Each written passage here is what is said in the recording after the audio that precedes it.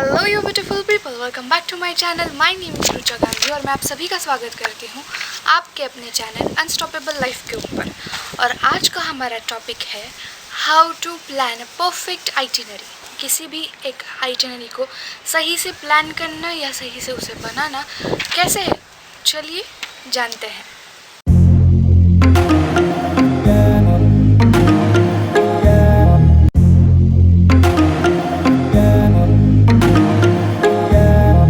इसमें point number 1 है, सबसे पहले आपके ट्रैवलिंग डेज़ को कंफर्म कर लीजिए। मतलब आपको कितनी तारीख को निकल के कितनी तारीख तक वापस आना है। 10 डेज़ के लिए, 11 डेज़ के लिए, 12 डेज़ के लिए, टोटल डेज़ ऑफ ट्रैवलिंग आपके पास कितने हैं।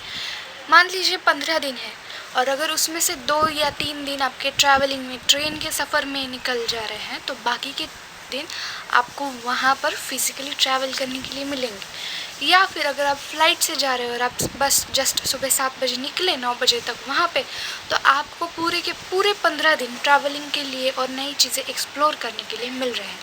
इसका जजमेंट आप बना सकते हैं, फिर उसके हिसाब से कितने दिन कहाँ देना है इसका बाइफरकेशन आप सही से कर पाओगे। इसलिए सबसे पहले लिखिए कि आप कितने दिनों के लिए, टोटल नंबर ऑफ डेज़, कितने दिनों के लिए आप ट्रैवलिंग करने वाले हैं।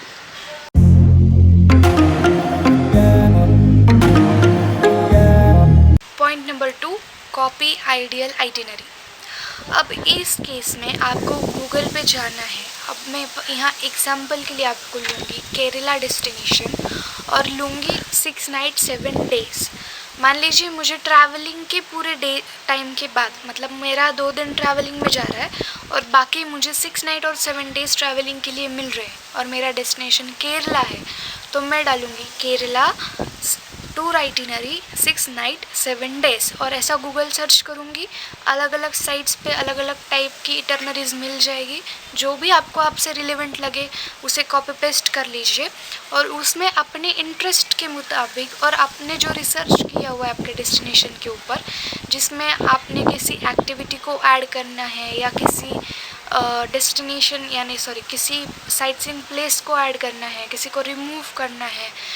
कोई चीज़ें कॉमनली आप हर हिल स्टेशन पर देख लेते हो, जैसे सनसेट सनराइज़ पॉइंट हो गया, तो उसके अलावा कोई एडवेंचर एक्टिविटीज़ करना है, जिप लाइनिंग, रिवर क्रॉसिंग या वैली क्रॉसिंग वगैरह, तो आप उस हिसाब से उसमें चेंजेस करके आपके इंटरेस्ट के हिसाब से उसे नया बना सकते हैं। लेकिन एक आइडियली आपको पता चल जाएगा कि इतने सारी एक्टिविटीज़, इतने सारे साइट सीइंग प्लेसेस उस जगह पर है करने के लिए, और आप अपनी रिसर्च के अकॉर्डिंगली उसमें चेंजेस कर सकते हैं। इसके अलावा आप एक काम कर लीजिएगा कि ट्रिप एडवाइज़र के ऊपर थिंग्स टू डू की एक लिस्ट होती है। मान लीजिए आपने सर्च कर लिया केरला डेस्टिनेशन, तो वहाँ पर कौन से सिटी में कौन सी चीज़ें हैं जो करने लायक है, विज़िट करने लायक है या एक्टिविटी करने लायक है, या वहाँ पर जाकर जस्ट एंजॉय करने के लिए रेस्टोरेंट, खाने के लिए फूड, इन सारी चीज़ों का डिटेल होता है। तो आप वहाँ से भी अपने इटरनरी में उस प्लान को शामिल कर सकते हैं।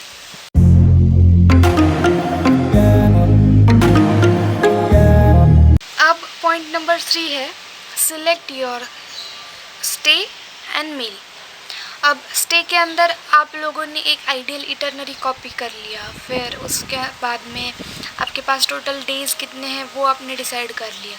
तो अपने उन डेज़ को उस सिलेक्टेड इटरनरी के हिसाब से आप लोग अलग अलग डेस्टिनेशन में डिवाइड कर सकते हैं। फॉर एग्ज़ाम्पल के लिए हमने केरल लिया था, तो हम 2-3 दिन मुन्नार पे दे देंगे, 1 दिन अलेप्पी में हाउस बोट के लिए दे देंगे, 1 दिन टेकेडी में दे देंगे, या फिर अगर आपको एडवेंचर और जंगल सफारी का शौक़ है तो 2 दिन टेकेडी में दे देंगे।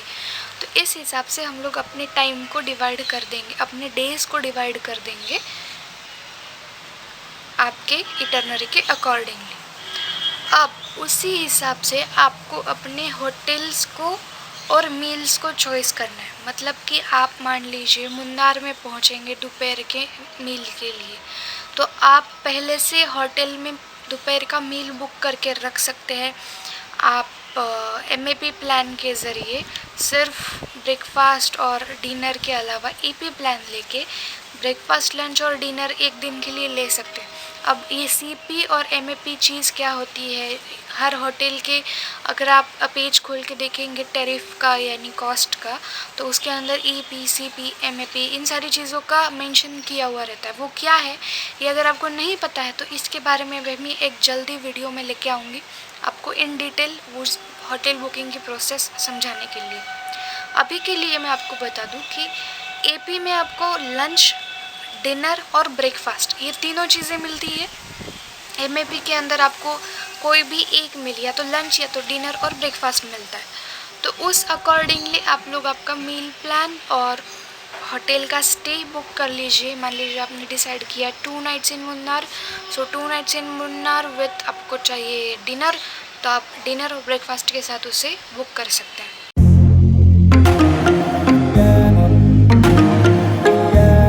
अब पॉइंट नंबर 4 है सिलेक्ट योर ट्रैवलिंग मोड, यानी कि आप फ़्लाइट से जाने वाले हैं, आप ट्रेन से जाने वाले हैं और जाने के बाद वहाँ पर कोई पर्सनल कैब, कार हायर करने वाले हो या लोकल ट्रांसपोर्ट से जाने वाले हो या शेयरिंग ट्रांसपोर्ट के ऊपर जाने वाले हो, उसे भी सिलेक्ट करना ज़रूरी है आइटिनरी के लिए।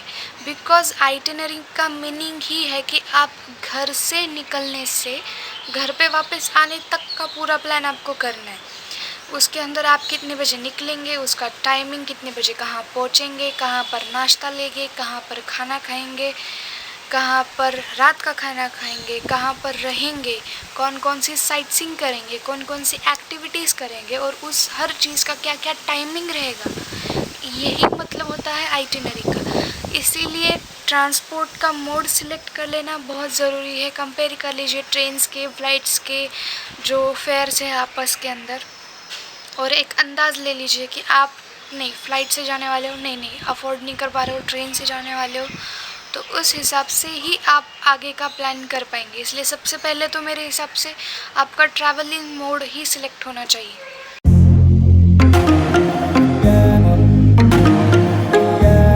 अब पॉइंट नंबर 5 है बुक अकॉर्डिंगली। अब आपने एक अच्छे से आपके पास कितने नंबर ऑफ़ डेज़ है, कौन कौन से ट्रैवलिंग मोड आप यूज़ करने वाले हो, कौन से होटल्स और कौन से मील्स आप बुक करने वाले हो, इन सारी चीज़ों की इन्फॉर्मेशन आने के बाद उसके हिसाब से बुकिंग बना लीजिए।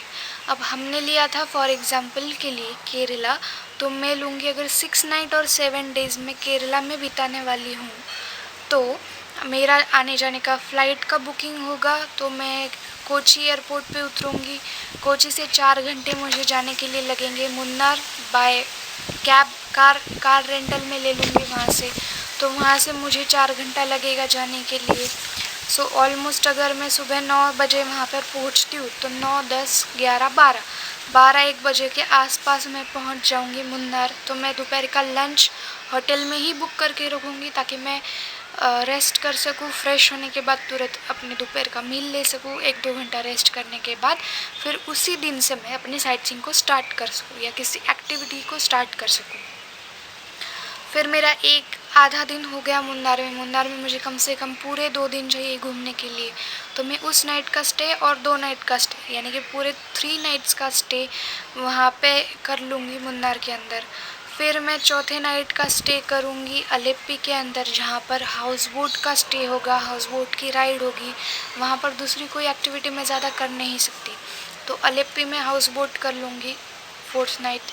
5th और 6th नाइट मैं कर लूँगी टेकेडी के अंदर, जहाँ पर मैं जंगल सफारी कर सकती हूँ और वहाँ के जो जंगल का साइटसीइंग है, सारे बोटिंग ये वो इन सारी एक्टिविटीज़ को, एडवेंचर एक्टिविटीज़ को, एलिफेंट राइड को एंजॉय कर सकती हूँ। तो मैं अपना 5वां और 5th एंड 6th नाइट को मैं वहाँ पे प्लान कर लूँगी और 7th को मैं वापस आ जाऊँगी कोची और कोची से मेरी रहेगी रिटर्न की फ़्लाइट। इस हिसाब से मैं पूरी इटरनरी अभी यहाँ पे एक डेमोस्ट्रेशन के लिए आपको बताई हूँ। इसके अंदर डिटेल में आपको साइटसीइंग प्लेसेस भी डालने हैं, एक्टिविटीज़ भी डालनी है और टाइमिंग के साथ में डालना है। अब ये जो हमने पूरी प्रोसेस अभी तक की, ये 5 पॉइंट्स थे बुकिंग्स के पहले। बुकिंग्स के बाद भी आपको एक छोटी चीज़ करनी है, जिस हिसाब से आपने बुकिंग किया है मान लीजिए आपने कभी फ़्लाइट की जगह ट्रेन कर लिया, तो आपको उस हिसाब से इटरनरी में चेंजेस लाने पड़ेंगे। और प्लस आप जैसे ही बुकिंग कंफर्म कर लेते हो टाइमिंग के हिसाब से, वैसे ही आपको आपके घर से घर तक का प्लान पूरा डिटेल में लिख लेना है।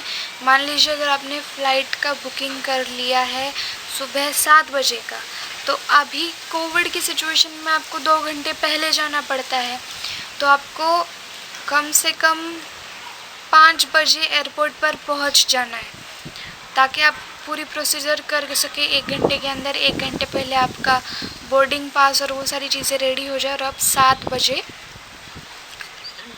फ़्लाइट में एग्जैक्टली बैठ जाएंगे। 9 बजे एग्जैक्टली आप पहुंच जाएंगे। 9 बजे अगर आपका कंफर्म टाइमिंग है 9 बजे पहुंचने का, तो उसी समय आपका कार वाला भी लेने आ जाएगा, और उसके पास अगर आपने ये आइटिनरी दी है तो वो उसी हिसाब से आपको पूरी साइटसीइंग और पूरी जर्नी कराएगा। कहीं भी आपको टूर पे जाने के बाद दिमाग लगाने की ज़रूरत नहीं है कि अरे ये चीज़ तो हमने बताना रह ही गया, अरे ये चीज़ उसमें डालना रह ही गया, ये चीज़ हमने देखना ही रह गया।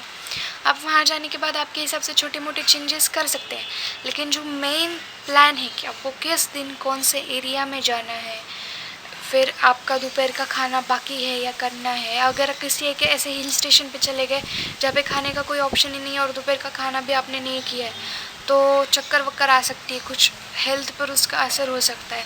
इसीलिए अगर आपके पास एक फिट एंड फाट प्लान होगा तो आप उस हिसाब से अपने पूरे जर्नी को सही से कर सकेंगे। ये आपके लिए एन्जॉयबल, मेमोरेबल और रिस्क फ्री जर्नी होगा।